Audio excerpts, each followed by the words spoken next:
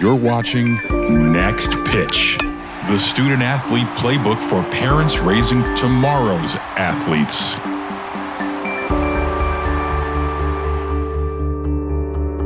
Welcome in. Anthony and Leverage here, host of the Next Pitch podcast, and I am joined again here with Dusty Hara. Dusty, thank you for doing this, man. The sports world, as always, keeps giving.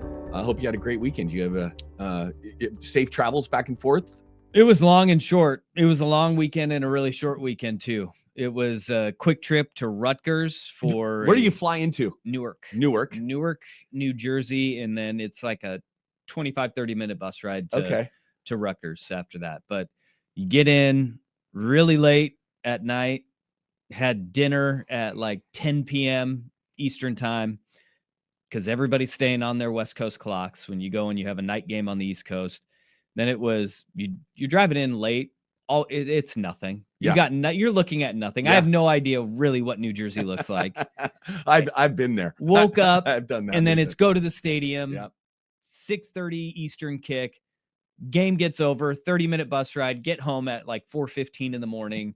And then flying into Eugene, you got to drive up. So I walked in the door of my house at 6:15 in the morning after being up for 25 hours straight. That sounds glamorous. It was a long and short weekend, but my goodness, it was fun though. It was a great game. Obviously, Oregon winning by 46 points helps, but the game day atmosphere at Rutgers, they do a really, really good job. I was going to say it looked great on TV. That stadium looked great, and it was loud for a very short period of time. That thing was over quickly, but it looked like a really cool atmosphere. It was. They do a lot of things. Like James Gandolfini is a Rutgers alum. Okay. So the team comes out to the Sopranos theme with a Rutgers display of the driving shots in the opening of Sopranos, but it's all Rutgers themed.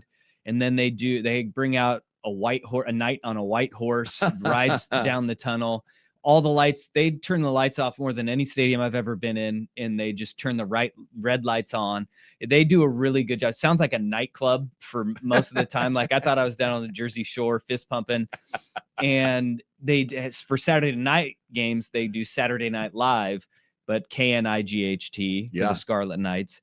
And they had like an SNL open for everything, voiced by a guy. It may not be him, but it sounds just like him. And he's like, instead of like, and Will Ferrell, it's like, and the cheerleaders and the band. So they do a really good job, but it emptied out pretty quickly. Half the fans didn't come back after halftime. And then Duck fans, they came in droves. It was incredible how many Oregon fans were there. And by the end of the game, it was like 90% Oregon fans. But really at the beginning of the game, it was like 65-35, maybe 60-40 Rutgers to Oregon fans. Oregon fans showed out. There's a lot of them in New York City. So they got priced out. A lot of them got priced out by the Penn State game. So they're like, all right, I've got a buddy who's found tickets for $100, 50-yard line, and he couldn't even he couldn't park for $100 at Penn State. Yeah. So it was a great environment, and results couldn't ask for much better for Oregon bouncing back from a loss. Yeah, it's one of the cool things about this. There's some stuff that's not so cool about the change in conference. Getting home after being up for 25 straight hours is one of those that's not so much fun, traveling across the country like that. But being able to go to new environments, new arenas, new fields, new venues for fans and players, it's pretty cool. Look, and it's not like a complaint. It's really cool to go there and go across the country, and getting home late. It is happening on the West Coast too, because when you have like a 7:30 kick down in Phoenix for Penn State in Tempe, and you're getting home at the same time anyways, right? And so this was 3:30 Pacific, late on the East Coast. You're getting home at the same time as any of those night games that were on the West Coast. It's because the times start earlier. They're not kicking those games off at 10 o'clock Eastern time. It's 6:30 Eastern time. So it really is not that big of a difference, except for just the sheer hours that you're on a plane going there and back. Yeah, I remember when feels like forever ago in the world of athletics, but when Utah went from being in the Mountain West Conference to the Pac-12. And as a coach, growing up in Oregon and loving the Pac-10, being able to walk into Pauley Pavilion, knowing that I was about to coach a game, a conference game in Pauley Pavilion, those kinds of experiences for young people, for coaches, it's a really cool part of being a student athlete, being involved in college athletics. It is, because like you go into those places and you look around and you get there so early, you're like the only ones in there. Yeah, it's awesome. And you're in an empty stadium that will soon have, for Pauley Pavilion, it's 16,000 people. Yeah. That is going to be a raucous environment, but you're seeing it empty. And then I remember last year going to Michigan and doing our setup for the radio. We did it the day before, and going there and just standing at the 50-yard line, looking at 111,000 empty seats and just going, whoa, like tomorrow, this is going to be a completely different environment that we're in. I got, fun fact, I got to coach the first basketball game ever in the new Chrysler Arena at Michigan. That place is beautiful. So when they redid that, we were the first game. There was a doubleheader, us, and then their men did not play Utah. I don't remember who they played, but we played the first game ever. So I got a little fun fact for me. I got to be the first visiting team to ever play in that arena. Well, how did it go? Michigan and Utah. Michigan beat us that night. It was a hell of a game. But they played, and then we played them back at our place the next year and just beat the pants off of them, but it was waxed them.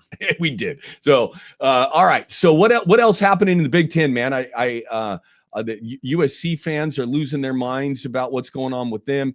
What else are we expecting to see? Is the race is starting to separate between the really good teams and the teams that don't have a shot? Yeah, it's heading into the weekend. There's a lot of unknowns because there's a lot of one-loss teams in conference play in the Big Ten, especially, and undefeateds too. When you look at Ohio State, which is just an absolute buzzsaw right now, they're taking care of business like everybody thought that they would. Yeah. I mean, Ohio State is. I think they're better.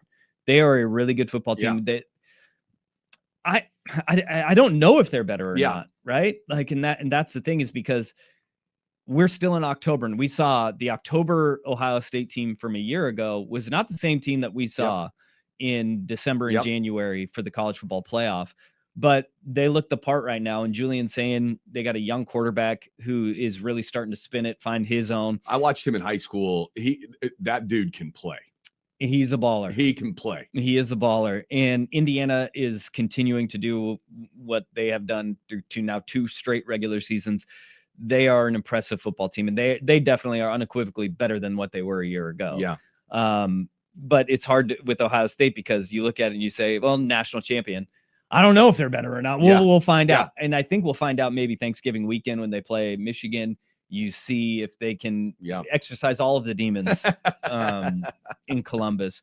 But that USC game, I mean, I think that goes to show anytime you have an emotional win or an emotional loss, how hard it is to get back in the saddle and travel across the country. And the way that they played against Michigan at home, and this is kind of becoming the story of that USC program with Lincoln Riley, is they're really good at home, but taking that on the road, and especially taking it 3 time zones, is a lot more difficult. Yeah. And they got in adverse conditions when it's pouring down rain. They still were able to move the ball, but it was Notre Dame kind of imposing their will and running the football. When you have Jeremiah Love setting a Notre Dame stadium record for rushing yards, that is quite the manhandling up front. What the hell's going on there, right? Because for years, USC's was known for their defensive prowess, right? Like they had guys across the front, they had the best linebackers, the best safe guys in the NFL all over the place. And now it seems they can't. I mean, they couldn't stop a run game of a high school football team, a good high school football team. What's happened there? Well, it takes a few years to recruit up front and to get depth and get talent. And I think Oregon is a great example of that, in that when Mario Cristobal came in, he made it the point of emphasis, we are going to recruit the trenches a lot better. And getting those high level guys, there is a whiff rate on linemen because there's a lot that you just don't know. Yep. You have to be able to do it all to be an elite offensive and defensive lineman in college football at the highest level. And that takes several years. And look, it took the Mario Cristobal years in Eugene, but then it took a couple of Dan Lanning too for Oregon to get to that point. So there's one part that it takes a lot to get there. The other part is on the defensive side of the football. Complementary football is a real thing. Yeah. And that was the criticism of Oklahoma fans, albeit after Lincoln Riley left, was that, when you play an offense, when you have an offense that is as good and throws the ball as much, explosive plays all over the place, and your defense is on the field longer, like that's a tough hill to climb for any defense, and a lot of the up-tempo teams saw that over time, is that your defense is going to be out there longer. You're going to give up points. You got to be willing to give up points. But I think what you see with USC is that the teams that they really struggle with are the ones that have had that recruiting runway to build their offensive and defensive lines up.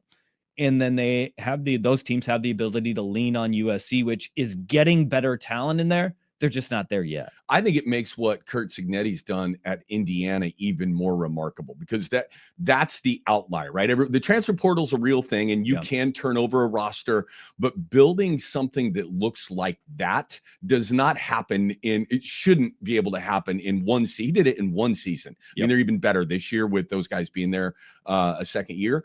But I think fans see something like that happen at a different school and think we should be able to do that immediately. That is 100% the outlier, not the norm. No, it isn't. And his offense does play very complementary to his defense, though. I mean, you look in the Big Ten, Indiana is second in time of possession, and they will control the clock, bleed the clock, and they know that they don't have that depth up front and on the defensive side. They kill teams with speed. And I also think like defense also is just a mentality. It's a mentality of the people that are attracted to this school, the people that are attracted to the coaching staff. Defensive players are crazy. I mean, Bryce Bettner, his post-game interview that I had with him after the Oregon Rutgers game, I mean, he looked like he just he was beat up. He had bruises everywhere. He's like bleeding out of his nose. And I was like, dude, what does recovery look like for you? And he's like, I'll get a recovery lift in tomorrow, take it to another level. I was like, dude, you are wired just differently. Well, you just said something too. Like, I think that the teams are 100% a reflection of their head coach. And for good or bad, right? And if you're great, the coach gets all the credit. Like Cignetti's team right now, they're 100% reflection of him. Oregon, Lanning, they are a reflection of him and his personality and how you're going to be. And at some point in time, this becomes, I think obviously Lincoln Riley's one of the smartest offensive guys in the country. He's a great coach. He's unbelievable, right? But there is something there, and it's not just at his program, but that you see there's got to be some sort of change philosophically or the way that they show up to make that change on that side of the ball. And also it goes to D'Anton Lynn has been there for now 2 years. I mean, he really hasn't been there for that long for that stamp to be there on that defensive side of the ball either. But the reflection of the head coach is so true. And you see it in every sport with every 100%. Coach. And, USC they're figuring it out. I would say I would be far more concerned if you didn't see improvement. Yeah. But you have seen improvement on that side of the ball, and it just is going to take a little bit more time when you have an offense that is as good as USC's is, and they are really dang good. And when you play in a league like the Big Ten, there's no easy games, right? There's you're not be able to just going to go in and explode your way to beating people with those explosive plays. You got to play all three phases of the game, and there's not just going to show up and people are going to be scared that USC walked in the building. Yeah, no doubt about it. And that's the biggest difference between, as going the Pac-12 and the Big 12 to those teams that have split off and gone to the SEC and the Big 10, is that, you could just win with offense in either one of the Big 12 or the Pac-12, but you can't do that in the Big 10 or the SEC. You are forced to be a complete team. And we see now with the transfer portal and NIL opening it up, and it is allowing for other schools to get into that recruiting hotbed that is the SEC, where I don't know what's in the water down south, but they grow human beings that are bigger and stronger and faster than any other part of the country. And now those kids are starting to peel off and go to other parts of the country, and you're seeing a lot more balance. All right. You just brought up the NIL and transfer portal. Great segue here. I'm not going to hold you to this, because I think you have to be a sports science person to understand this completely. But the Wisconsin AD just came out and made a statement, right? In the middle of the season, we are now going to do everything we can to increase our spending to help our football team win more. That's not exactly what he said, but that was the gist. We're sticking with our coach, and we know we haven't spent enough money. And I think everybody out there believes that NIL has made it a level playing field financially for everybody. Can you explain why that's not true? Like what there's the NIL, there's the rev share, and then there's other resources that are part of your organization through fundraising. Can you kind of explain that, or is it too convoluted to get someone like me to be able to understand it? Yeah, I don't know if I can boil it down to, hey, this is exactly what it is, because I wouldn't be on a podcast. I'd be getting paid a lot more to work for a university somewhere to do this. But as you understand it, yeah, like from my standpoint, we used to say there were the haves and the have-nots. Yep. That really hasn't changed, because the influx of money in major conferences like the Big Ten and the SEC, obviously they are on a better footing right now financially because of just the sheer dollars that are coming in annually. But the haves and the have-nots still exist, because before this wave of money came in, you had teams that were flush with cash before, and then you had ones that were operating in debt in order to be competitive. And those schools, obviously, the financially sound thing to do is to pay that off and to make sure that you are at a level playing field. And then all of a sudden, boom, you can start spending with the big boys. But the donor money still is a big deal. And you do have other sports that you do have to fund, and that is important. And what you're seeing is that there are teams that in universities that when NIL started, the ones that are really taking off, they had a plan, but they saw the path. And right when NIL started, they knew exactly how they were going to pool their resources, the way to go about it. And the way to go about it is not just saying year to year, this is what we're going to do, and you're scrambling every year. You're trying to build something that is sustainable. An endowment, basically. A lot of private liberal arts universities use to bring their kids in, right? It's the same idea with this endowment and having it grow. And knowing that it is going to be sustainable for not just year to year in that scramble to put together a team and say, we did it this year. But how do you say, all right, we can find money down the road that is going to fund our athletic department? Those are the ones that are really thriving, and everybody else is now catching up and getting wise to that. Because how many times did we see the stories of, well, and from schools that we thought were financially sound and stable, but kids enter the transfer portal because they're like, dude, they said I was going to get this and I never got it. Right. Because every school was scrambling. Now you have the $20.5 million that universities can pay out. Then you have your NIL pool that can still be distributed. Let's go back to that 20.5. That's a requirement to pay out, right? They are required to be in the Power Four. You have to be able to pay that out. You take that. That's from the rev share, and that is required to be paid out to all of your sports. So it's not just all the football or all the basketball, but it's based on a percentage. Mm-hmm. But then where the difference comes in is how you go about fundraising to add to that, how you also go about setting up other NIL deals for your players, how you pay your coaches, like to get the talent in there. That is where the separation is. That is 100% it. So look at me, I just explained it. Yeah, but you have your haves and your have-nots still within this, because obviously schools with a lot of boosters, they are doing okay. They're doing great right now. Texas A&M is a great example of that. Texas Tech is another great example of that. They had a billionaire who's like, no, we're going to fix this. We're going to do this. We're going to do it right now. And then you have schools that have, albeit a smaller donor base, but they have deep pockets. Everybody points to Oregon and says Oregon is, flush with cash and all this stuff. If you were to look at it, though, I mean, because the NIL numbers, they all have to be reported to the NCAA and they all get put out there. Oregon is competing with everybody else, but it's not like they're lapping the field. Right.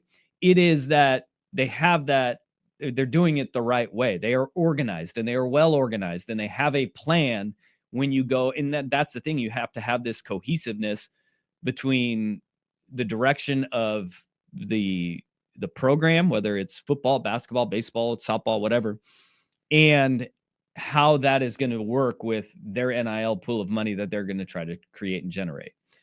It really comes down to being organized. I mean, that's the biggest thing right now. Like, Florida has a lot of money. They just fired their head coach, right? And it's not that they don't have money. It's the organization and how you pull it all together in the way that you are able to get it to all of your They're going to athletes. pay 3 head coaches next year. They're still paying Mullen. Yeah. So whoever the new head coach is going to be the 3rd head coach on the payroll next year. And money's not the problem. It comes from leadership. It comes from your athletic director. It comes from really your university president too. Yeah.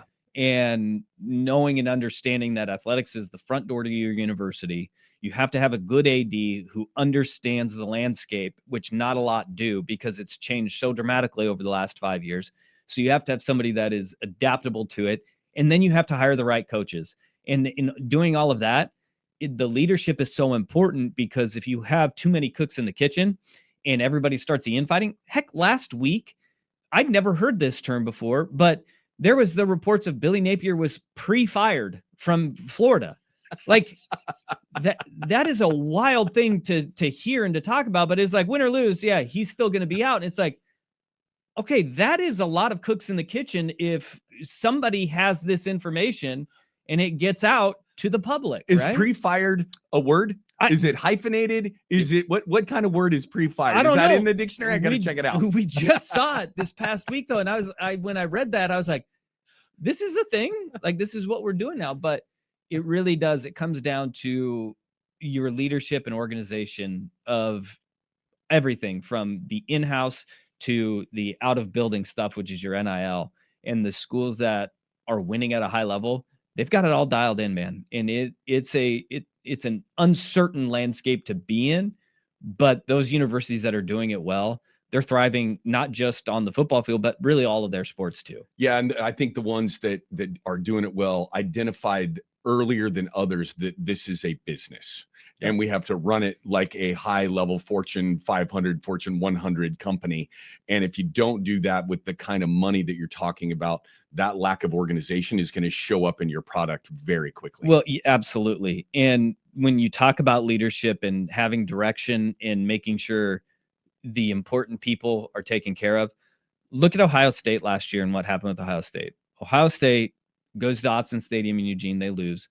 And everybody's like, fire Ryan Day. Get rid of Ryan Day. He can't do it. He's not the guy.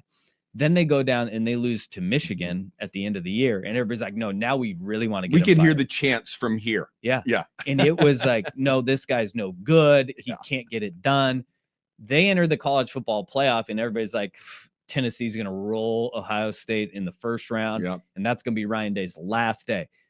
They went through the college football playoff and dismantled every single team possible.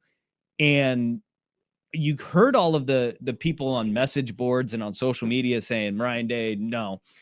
But the leadership at Ohio State, the people that really mattered, the leadership were the ones that kept everything on the right course.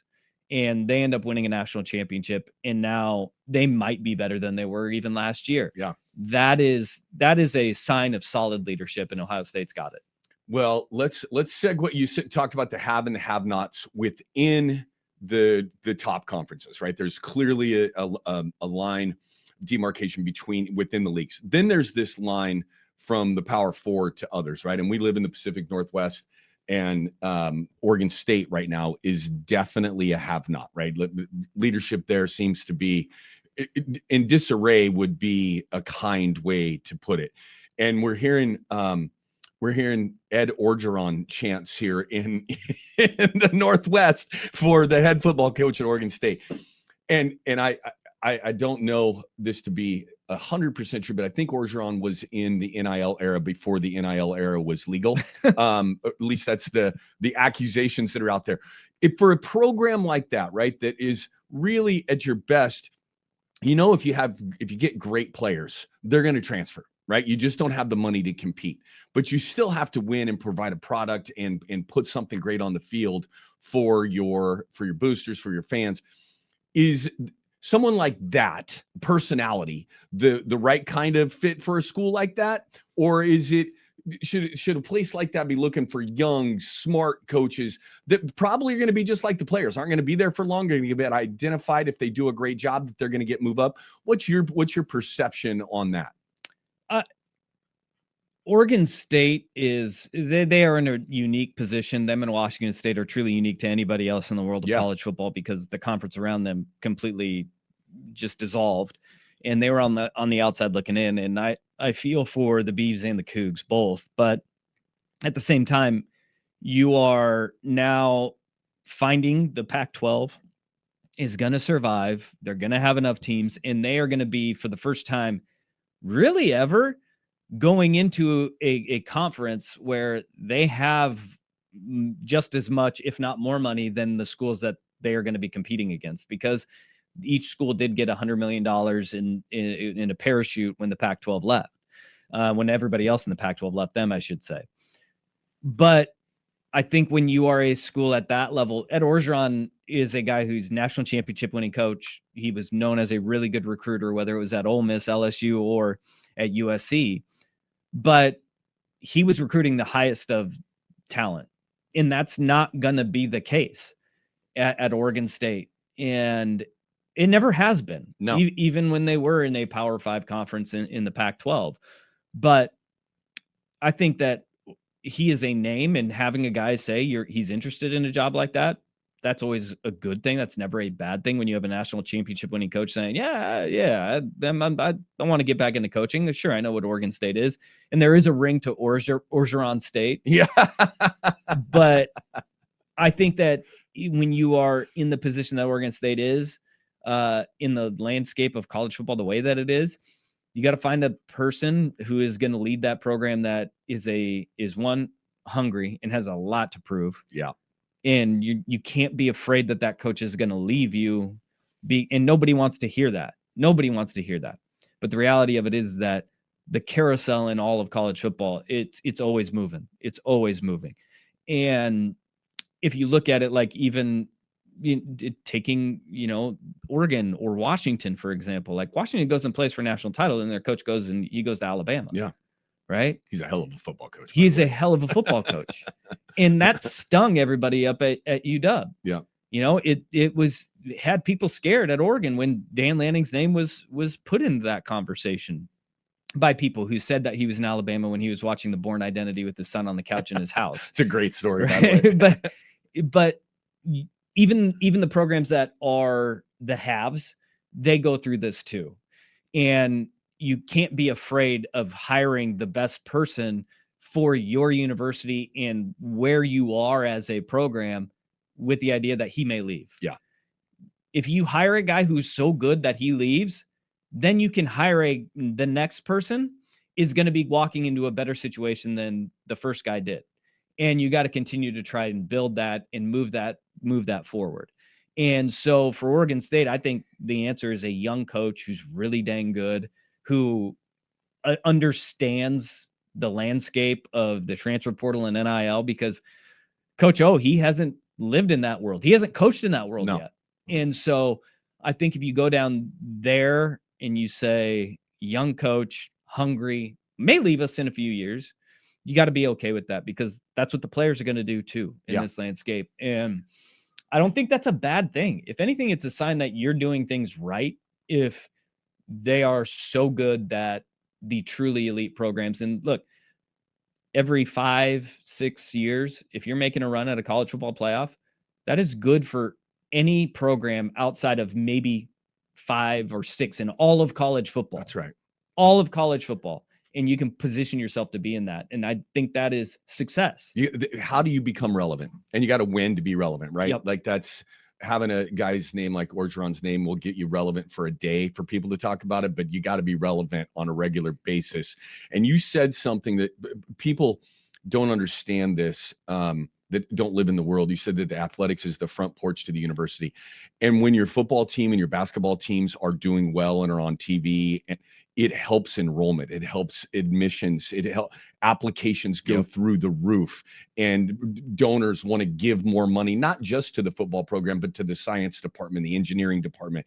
Like it is truly the front porch. And what people mean by that is that the impact that it has, both either positively or negatively, if you're good, is immense internally in that university, both directions. There have been studies done, and you wonder why. Like, I know a lot of the high level college athletics fans, they'll just sit there and they'll be like, no, why do people put their bodies through that at D3 or NAIA? Well, the reason is because there's always people that are hungry for an opportunity to just keep playing. Mm-hmm. But there have been studies done that the student happiness at a university, it is tied to having athletics programs. It is some recreationally what they can do. And now we're seeing there was a time where athletic departments were cutting their football teams and they were going away. Well, now what we're seeing is that athletic departments are bringing football back. Yeah. Because student life is improved, not by the athletes, but by everybody else, because you have just something to do on a Saturday, something to do, on a Friday night during basketball season, and the students can kind of rally around that. It is big. And the studies have shown that it's big business. It's big business. Yeah. And, for a lot of these smaller universities, you have a football team that has 100 guys on it. Well, there's a 10th of your enrollment at some of those really small schools. That's right. Yeah. And the male student population, right? It is a huge impact. All right. Since football makes the world go round, let's talk about the NFL.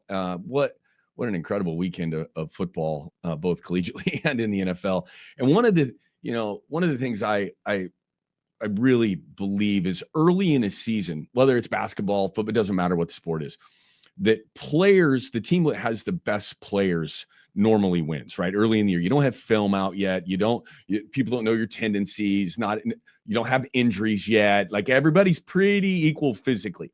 And then you get into week 5, 6, 7 in college basketball, professional basketball, halfway through the season, and film's out. You got nicks, you got bumps, you got not as many guys on the road. And all of a sudden, what really matters is how good your coaching is. And I think we're seeing it in the NFL right now. We talk about how great these quarterbacks are in the NFL right now. There are some genius football coaches in this world right now. And what Kyle Shanahan is doing in San Francisco is remarkable. What Ben Johnson's being able to do right now, and they've won 4 games in a row. I don't know when the last time Chicago won 2 games in a row, much less 4 games in a row. And you can, Andy Reid obviously has weathered the storm, and they look like the best football team but it's these coaches that have the ability to adapt and adjust as the season goes on. It is incredible to watch. Yeah, coaching really matters. And I don't know, this is such a unique season in the NFL where if you go back to last year, you knew like Kansas City is going to be really good. Like you knew that Detroit was going to be really good. Yeah. You knew Philly was going to be really good.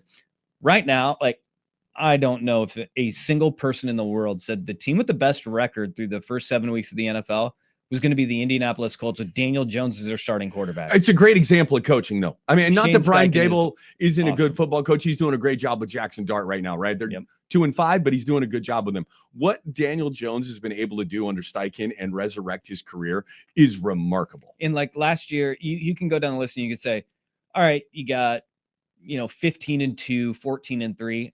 I don't know how many teams that we're going to see this year at 14-3. Here we are, week 7. We're like 14-3 would be an incredible year. Yeah. I do think that, there probably is 2 or 3 more losses on Indianapolis in their schedule with how well that they've played. Tampa is a 1-loss team. Green Bay is a 1-loss team. You're going to see losses start to pile up. I don't know what the best record in the NFL is going to be this year. And year to year, you can go, 15-2 is you're probably going to look at that and say that's going to be the best record in the NFL. What they do in the playoffs, who knows? But we may just see a jumble of teams, not just at the top, but in the middle and the back end too, that are fighting for playoff position at the end of the year. And that's exciting. And I think that you do have a lot of the young coaches are really finding their footing, like Steichen in Shane Steichen in Indianapolis. I just have no clue, because the AFC especially, which of these teams do you trust? Here are the teams, the 4 best records in the AFC. Indianapolis, New England with Drake May and Mike Vrabel. Josh McDaniels is the offensive coordinator. Coaching again. Denver, which had a 33-point fourth quarter Bo Nix had 200 yards of total offense in the fourth quarter alone. It's unbelievable. Which it's the first team ever to score 33 points in the fourth quarter with having 0 the first 3 quarters. Pittsburgh is 4-2. And then you have Buffalo, also 4-2, right? I trust Buffalo. Kind of. But I saw Buffalo lose at home to the New England Patriots, and I'm just going, I don't know. I have no earthly idea how this is all going to shake out, but you have this influx of young quarterbacks that are winning football games, and their coaching is through the roof, and it's showing. When tendencies start to show up, that is when I'm gonna say, all right, we're gonna find out who the great teams are. And Kansas City is not going away, folks. No, they're not. What they did to the Vegas Raiders, shutting them out. They look so fast again. Like they look back, like when Tyreek Hill was there, they look like that kind of speed again. Yeah. And they're sitting there, which is frightening, with 3 losses. They have 3 losses already, and you're going, yeah, that's probably the best team in the AFC right now. That's crazy. So I want to drill down just a little bit on this football background, and you're around it all the time. And for me, watching, like what Kyle Shanahan has done with Mac Jones. Well, first with Brock Purdy, and now Mac Jones, who got thrown away. What Steichen's doing with Daniel Jones in Indy, who got thrown away. What Minnesota is doing with Carson Wentz, who got thrown away. And yeah, they lost yesterday, but Baker Mayfield. Baker Mayfield again, right? Got thrown away. Is that a personal trait of a head coach to be able to? Are you a quarterback whisperer? Is it a system? Is it what do you think that is that makes people like Kyle Shanahan take Mac Jones and see something that others didn't and put him in a situation where he's going to be successful? Quarterback is confidence. I mean, that's it. It's like the confidence to lead a locker room is one thing, but the confidence within yourself that you're going to make all the throws. Every quarterback in the National Football League, they're there because they had that confidence in college. They were able to do it at one point or another. And it can get broken very quickly in the National Football League. And we've seen it so many times. Reclamation projects are usually a guy who is talented, who says, one, within themselves, this isn't how I'm going out. Yeah. That's not it for me. Yeah. And then 2, it is a coordinator or a head coach who X's and O's wise is elite, which a lot of coaches are. But how many guys have we seen that are, these brilliant wizards in play calling and play design, but for whatever reason, it just doesn't work? Well, it's instilling that confidence into your signal caller, your quarterback, to execute at that level. And it is a special sauce. It's super cool to watch. And you see these guys, it's like either you have it or you don't, right? Coaches have the same thing. Yeah. And it's that ability to connect and instill that confidence, because there isn't a guy in the NFL that is not talented enough to play there. That you get weeded out so quickly before you even get to the NFL. If you're in the NFL, you have it. Yeah. Are you in the place that can unlock it for you? And a lot of it is out of your control. And whether it's the guys that are around you or it is the coach that you have. And I know a lot of people will say this, like Dillon Gabriel being at Cleveland and the whole Gabriel and Shador thing. There is a magnetism around Dillon Gabriel where he has his own personal confidence that, like, he has an aura, as kids will say, aura. Yeah, aura. Him, right? Yeah, a lot of aura. He has it. And people just gravitate to him naturally. That is what the separator is between him and Shador, is that he can connect with anybody. Yeah. Can they put the pieces around him to be successful? I don't know, but I'm not taking his size and saying that's a disqualifier, because I don't know, Doug Flutie played an era where the quarterbacks got their heads ripped off, and he was not a big guy either. Well, I think the 2025 season, there's always some sort of theme to it, right? It kind of shows up, but this is the year of the reclamation project for quarterbacks. And you're seeing a really, really high level of coaching from some of these guys that are incredibly talented. From old coach sitting watching that, it's the stuff that I love to see. It's really cool to see and try to figure out what makes that person so unique that they have the ability to do it. And it might not be, it's probably not one thing that you can quantify, but you can see the results. Yeah, you absolutely can. And if like if anybody had that recipe to see the coach and the player that can do it, yeah, they'd be making billions of dollars. That's right. All right, man. Well, last topic of the day today, the two best words in sports outside of football is Game 7. We got a Game 7 tonight, and I told you off before we started recording this. I unfortunately have not had a chance to watch a ton of baseball. I'm chasing I don't have any really good reason. We're just busy, right? Yeah. Kids. And so, by the way, I should wish my son a happy birthday today. Today's his 15th birthday. Oh, hey, happy birthday. Is he getting his Kyler. permit? He is going to do it next week. Okay. Yeah, I think he's going to do it next week. It's got he's got a lot going on this week with football, and he is he 15 years old. I can't believe it. Yeah, that's awesome. Now you get to start worrying about a car, because this is the thing. I ask about the permit thing because there's a lot of kids that just they don't want to drive for some reason. Yeah. When I turned 15, I was like, no, I'm getting behind the wheel. When I was 16, it was like, how quickly can I get this freedom? Now it's like, nah, I don't. He's going to do it next week. We've done some driving in some church parking lots. There we go. But yeah, he's pretty excited about it. But he's still just fully like immersed in football is his life right now, and they've got 2 weeks left of their regular season. So big shout out to Kyler Bradley Leveretts. Happy birthday, buddy. Happy birthday. Game 7. What are we looking for tonight? Do the Mariner fans have a chance, man? I mean, do they? I know a bunch of my friends and I were chatting the other night. If they win and get to the World Series, we're going to Seattle. We're not going to go to a game. We're going to go watch a game in a bar because I think tickets are $1,700 a piece at the bare minimum. But we're going to go up there just to experience what that feels like in the city. Yeah, I look. Of course, they have a shot. I mean, this has been a series of just back and forth and expect the unexpected here.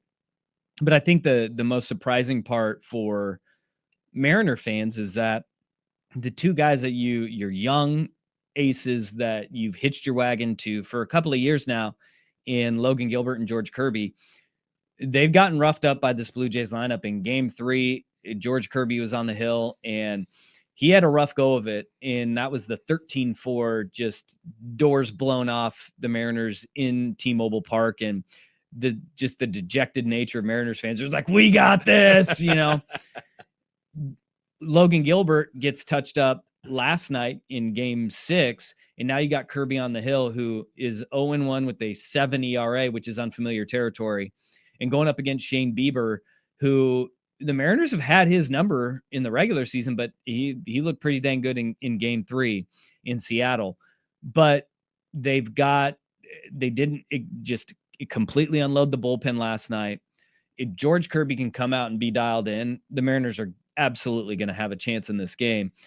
They have had some incredible performances top to bottom with their lineup, though. And I think that's been one of the things that has been fun, is kind of expecting the unexpected, whether it's Jorge Polanco in the DS and then early in this ALCS, or it is guys like, Gino Suarez coming out and, hitting grand slams and reinvigorating and putting life back into Mariners fans and fueling them to wins.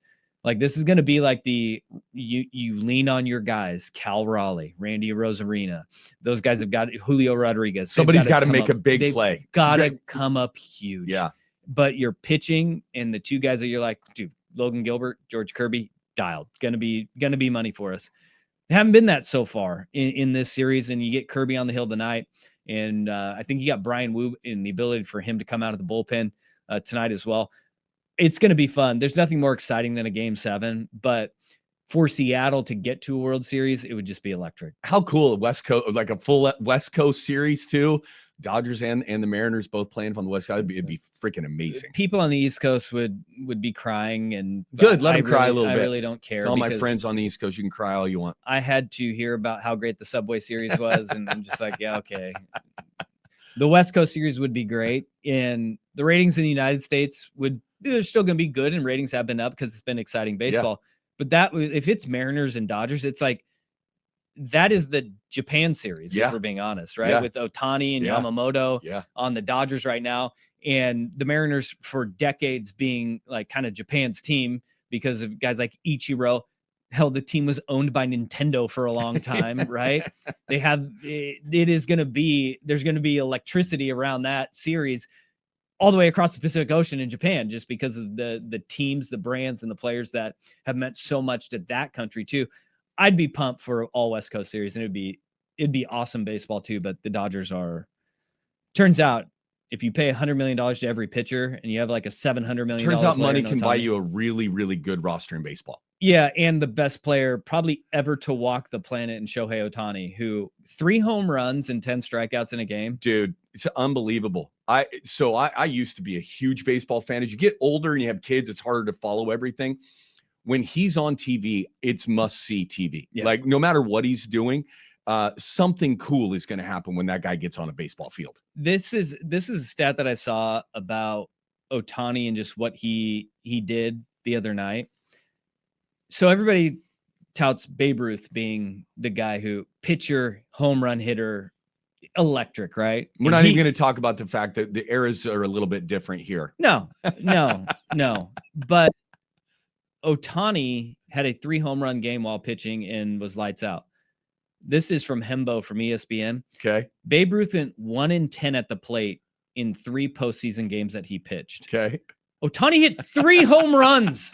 Game over. One Game out over. of Dodger Stadium. Game over. Like, hit it out of the stadium. There's never been anybody like him in the sport. No, it's truly incredible what he is able to do. And I will say that video games rotting kids' brains, I've always been like, yeah, okay, whatever.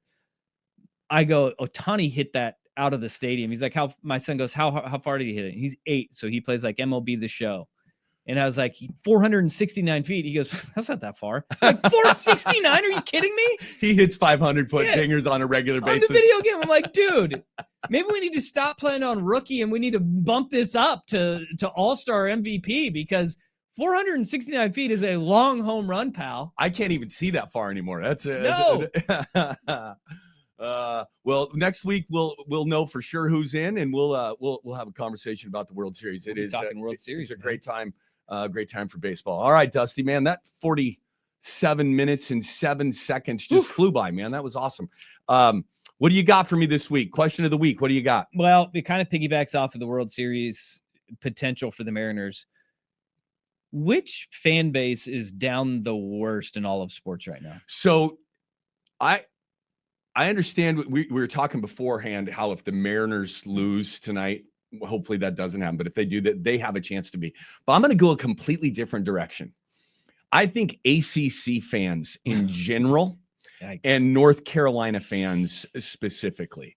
The ACC, when I was growing up, was the most relevant conference in all of sports. The Duke, North Carolina basketball, right? Florida State football, Miami football, like they were, and now Clemson's like, not good. And they're just not, they're not relevant.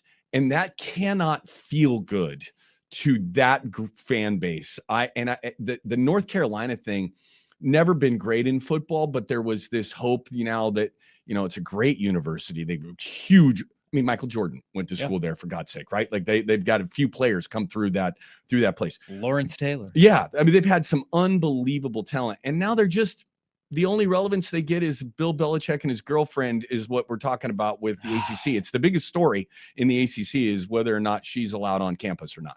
And I think that has to hurt for those ACC folks. It does. I mean, the U and everybody hitching their wagon to Miami. And one team, right? They lose to Louisville this past week on a Friday night. And everybody in the ACC hates Miami anyway. Yeah, they do. Yeah, they do, because they don't see them as a real ACC team. No.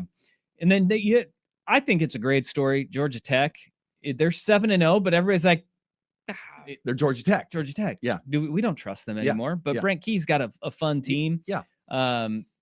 And Hayes King is an awesome quarterback, but I don't think anybody is really saying that's a legitimate, viable contender. Yeah. The ACC's, that's a good one. I just think there's, for so many years, I mean, they were the conference for me when I was a kid, right? Like that was just in every way, shape, form. And it is no longer they have serious, jealousy syndrome of the Big Ten and the and the SEC, who have really taken over in pretty much every sport as the leader in collegiate athletics, and that's got to be hard on ACC fans. It's got to be. It's got to be. I just hope the Mariners win, because I think it would be crushing to that fan base that has never been to a World Series. The only team in baseball that has never been to a World Series, and they're so close, and it's Game 7, and that could crush them. Well, we'll talk about that. We'll talk about that next week, one way or the other. All right, dude. This was fun. It was fun. Thanks for doing this. Yeah. Look forward to whatever this wonderful week of sports is going to bring us. Talk about next week. All right. Let's man. get it. Talk to you.